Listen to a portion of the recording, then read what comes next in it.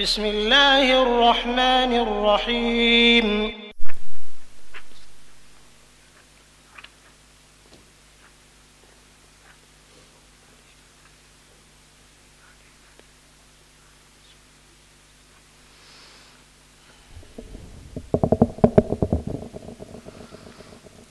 نحمده ونصلي ونسلم على سيدنا ومولانا محمد رسوله النبي الأمين المكين الحنين الكريم الرؤوف الرحيم، أما بعد، أعوذ بالله من الشيطان الرجيم، بسم الله الرحمن الرحيم۔ قد نرى تقلب وجهك في السماء فلنولينك قبلة ترضاها فول وجهك شطر المسجد الحرام وحيث ما كنتم فولوا وجوهكم شطره۔ وقال الله تبارك وتعالى في مقام آخر: ان الصلاة كانت على المؤمنين كتابا موقوتا۔ صدق اللہ العظیم۔ ان اللہ وملائکتہ یصلون علی النبی یا ایہا الذین آمنوا صلوا علیہ وسلموا تسلیما۔ اللہم صلی علی سیدنا و مولانا محمد وعلی آلہ واصحابہ وبارک وسلم۔ الصلاۃ والسلام علیک یا رسول اللہ وعلی آلک واصحابک یا حبیب اللہ۔ الصلاۃ والسلام علیک یا رسول اللہ وعلی آلک واصحابک یا حبیب اللہ۔ اللہ تبارک و تعالی وحدہ لا شریک کا بے پایاں فضل و کرم اور احسان و انعام ہے کہ جس نے باعث تخلیق کائنات، رحمت للعالمین، شافع روز جزا حضور سیدنا محمد مصطفیٰ صلی اللہ علیہ وآلہ وسلم کے مبارک وسیلہ سے ہم سب کو دولت ایمان عطا فرمائی۔ اللہ تبارک و تعالی ہم سب کو کما حق ہو اس دولت اور نعمت کی قدر کرنے کی توفیق عطا فرمائے، آمین ثم آمین۔ بحمد اللہ تعالی گزشتہ جمعۃ المبارک سے ہم نے جس عنوان کا آغاز کیا تھا اسی کو آگے بڑھاتے ہوئے ہم اپنی گفتگو جو ہے وہ جاری رکھیں گے۔ نماز کی شرائط کے حوالے سے ہماری گفتگو جو ہے وہ جاری و ساری تھی، اور اس میں سے مین دو شرائط جو ہیں ان کا بیان الحمدللہ تعالی ہم کر پائے تھے۔ بقیہ کا ذکر جو ہے وہ انشاءاللہ تبارک و تعالی آج جتنا ہو سکا وہ کر دیں گے۔ شرائط کی ہم نے مین تعریف یہ عرض کی تھی کہ شرائط ان چیزوں کو کہا جاتا ہے جن کا پورا کرنا نماز سے پہلے جو ہے وہ لازمی ہے۔ اس میں ایک شرط جو ہے وہ طہارت ہے جس کا ہم نے بیان کیا تھا، اور طہارت سے مراد یہ ہے کہ نماز شروع کرنے سے پہلے نمازی کا لباس، اس کا جسم، اور جس جگہ پر وہ نماز ادا کر رہا ہے وہ جگہ جو ہے وہ پاک و صاف ہونی چاہیے۔ دوسرا ہم نے یہ عرض کیا تھا کہ ستر عورت جو ہے کہ وہ منیمم لباس جو شریعت مطہرہ نے مقرر فرمایا ہے نماز ادا کرنے کے لیے، اور عام صورتوں میں بھی عورت ہو یا مرد ہو اس کے لیے جو منیمم لباس کا حکم ہے بالخصوص نماز کے حوالے سے، اس کا بھی ذکر الحمدللہ تعالی ہم کر چکے ہوئے ہیں۔ آج سے نماز کی تیسری شرط جو ہے، تیسری، چوتھی اور پانچویں، اس کا ہم انشاءاللہ تبارک و تعالی بیان کا ارادہ رکھتے ہیں۔ نماز کی تیسری شرط یعنی وہ کام جو نماز سے پہلے کرنے لازمی ہیں، اس میں سے تیسری شرط استقبال قبلہ ہے۔ استقبال، بولیے نا سار، بولی استقبال قبلہ، یعنی قبلہ کی طرف رخ کرنا۔ یہ نماز سے پہلے شرائط میں شامل ہے کہ جب بھی آپ نماز ادا کریں گے تو اس طرف منہ کر کے نماز ادا کریں گے جو طرف، جو سمت، جو ڈائریکشن اللہ تبارک و تعالی اور اس کے پیارے رسول صلی اللہ علیہ وآلہ وسلم نے تمام دنیا بھر کے مسلمانوں کے لیے مقرر فرما دی۔ اور وہ سمت اور وہ ڈائریکشن کیا ہے؟ وہ ڈائریکشن خانہ کعبہ ہے۔ خانہ کعبہ کی طرف منہ کرنا، اس کو فقہی اصطلاح میں کہتے ہیں استقبال قبلہ، یعنی قبلہ کی طرف اپنا منہ کر لینا۔ یہ نماز کی شرائط میں شامل ہے۔ مسلمان دنیا میں جہاں بھی ہو، جس علاقے میں رہ رہا ہو، از شرق تا غرب، پوری دنیا کے اندر جس حالت میں گاؤں ہو یا شہر ہو، ایشیا ہو یا یورپ ہو، افریقہ ہو یا اسکینڈینیویا ہو، مسلمان جب بھی نماز ادا کرے گا اس مقدس گھر کی طرف منہ کر کے نماز کو ادا کرے گا جس جگہ کو اللہ تبارک و تعالیٰ نے مسلمانوں کے لیے قبلہ کے طور پر پسند فرما لیا ہے۔ تاجدار کائنات صلی اللہ علیہ وآلہ وسلم جب مدینہ منورہ میں تشریف لے کر آئے ہیں تو پہلے 16-17 مہینے تقریباً سائستن ستن مونر نبی کریم صلی اللہ علیہ وآلہ وسلم نماز ادا فرماتے رہے ہیں بیت المقدس کی طرف منہ کر کے، بیت المقدس کی طرف منہ کر کے، مسجد اقصی کی طرف منہ کر کے جو کہ فلسطین میں ہے۔ اور علماء کرام نے اس بات کو تحقیق کے ساتھ بیان فرمایا ہے کہ حضور نبی کریم صلی اللہ علیہ وآلہ وسلم جب مکہ معظمہ میں نماز ادا فرماتے تھے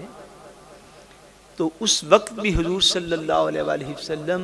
بیت المقدس کی ہی طرف منہ کر کے نماز کو ادا فرمایا کرتے تھے۔ اور صحن کعبہ میں بھی جب آپ کھڑے ہوتے مکہ معظمہ میں ہجرت سے پہلے، تو صحن کعبہ میں جب آپ کھڑے ہوتے تو حضور صلی اللہ علیہ وسلم اس ڈائریکشن میں کھڑے ہوتے، اس سمت میں کھڑے ہوتے کہ خانہ کعبہ بھی آپ کے سامنے ہوتا اور اسی سمت میں بیت المقدس اور مسجد اقصی بھی آپ کے سامنے ہوتی۔ آپ صحن کعبہ میں بھی اس سمت میں جا کے حضور کھڑے ہوتے تھے، لیکن قبلہ تب بھی بیت المقدس ہی تھا۔ جب تاجدار کائنات صلی اللہ علیہ وآلہ وسلم ہجرت فرما کے مدینہ منورہ آ گئے تو مدینہ منورہ اپنی لوکیشن کے اعتبار سے، اپنے محل وقوع کے اعتبار سے، چونکہ ایسی ڈائریکشن میں تھا کہ وہاں پہ یہ پاسبل نہ تھا کہ حضور صلی اللہ علیہ وآلہ وسلم ایک ہی وقت میں دونوں کی طرف منہ کر سکتے۔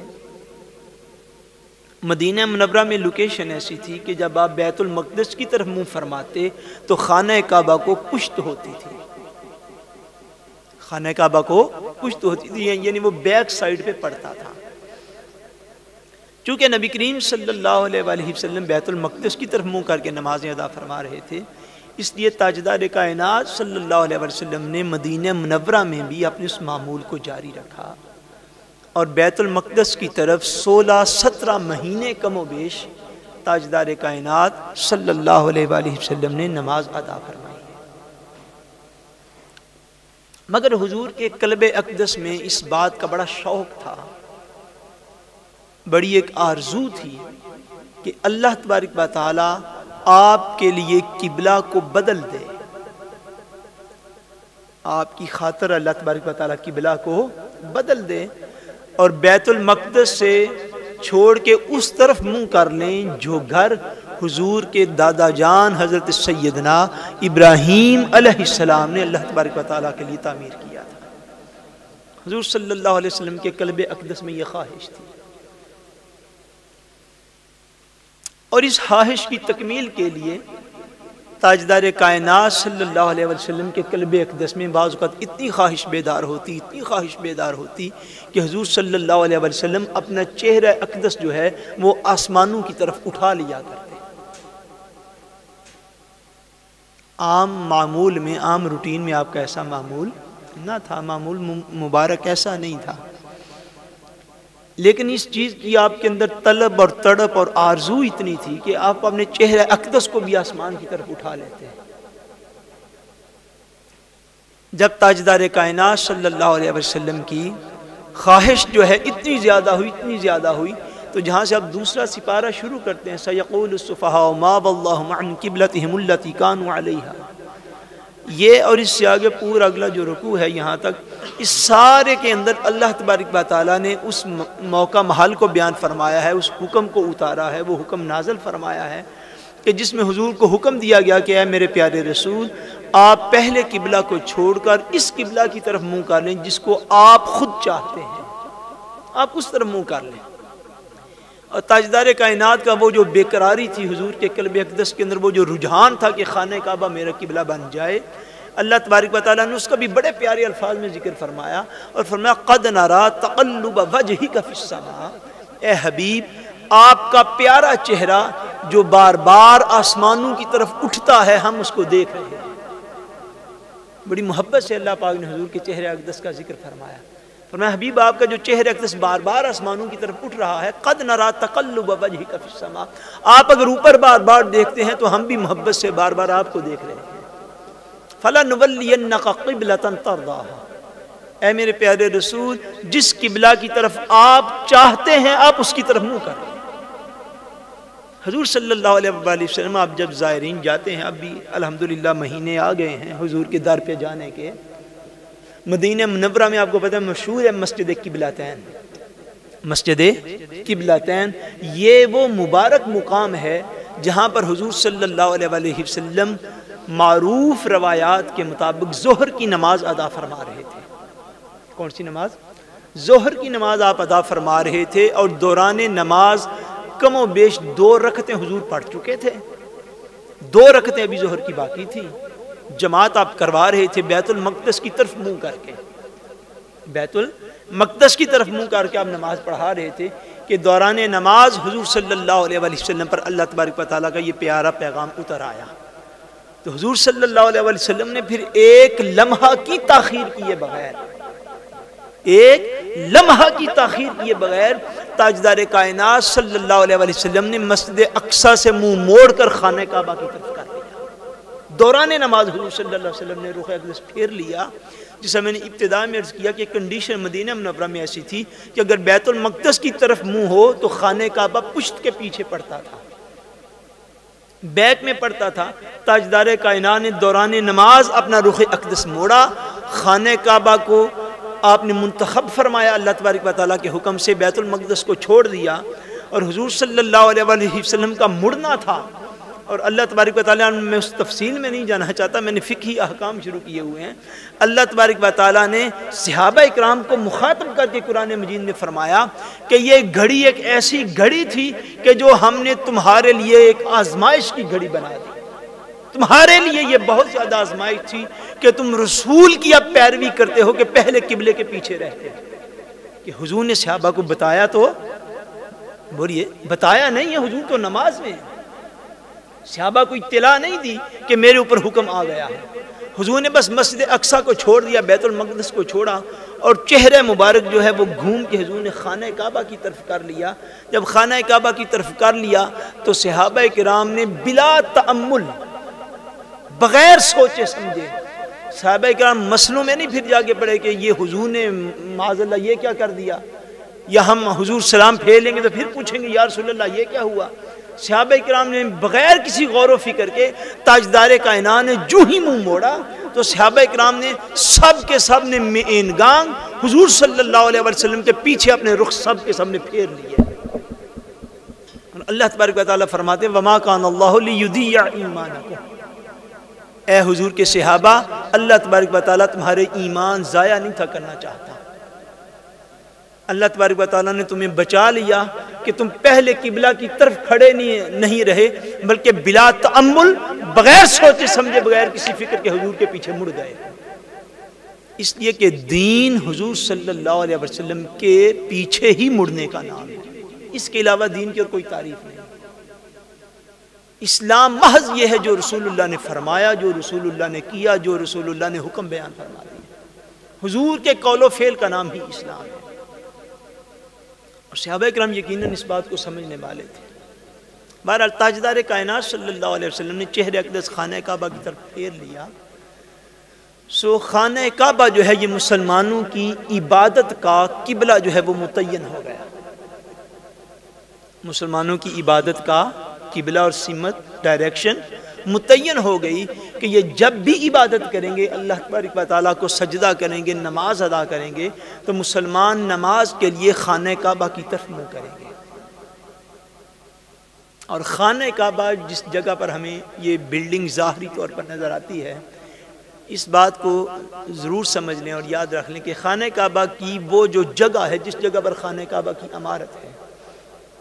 وہ مبارک جگہ وہ ساری روئے زمین پر اللہ تبارک و تعالیٰ کا منتخب کردہ مقام ہے. یعنی اس کی سے بڑھ کر اور کیا فضیلت ہو کہ اللہ تبارک و تعالیٰ نے زمین کے اس تھوڑے سے حصے کو اپنے گھر کے لیے منتخب فرما دیا کہ یہ وہ حصہ ہے جو میں اپنے گھر کے لیے منتخب کرتا ہوں. اور خانہ کعبہ تحت الثری سے لے کر کیا تحت الثری سے یعنی زمین کی سب سے نیچے والی سطح سے لے کر آسمانوں کی سب سے اوپر والی سطح تک یہ ساری جو فضا ہے خانہ کعبہ کی، یہ ساری فضائے خانہ کعبہ جو ہے زمین کی گہرائیوں سے لے کر آسمان کی وسعتوں تک، یہ جتنی جگہ خانہ کعبہ کی اس سے اوپر بھی آسمانوں تک اور اس سے نیچے بھی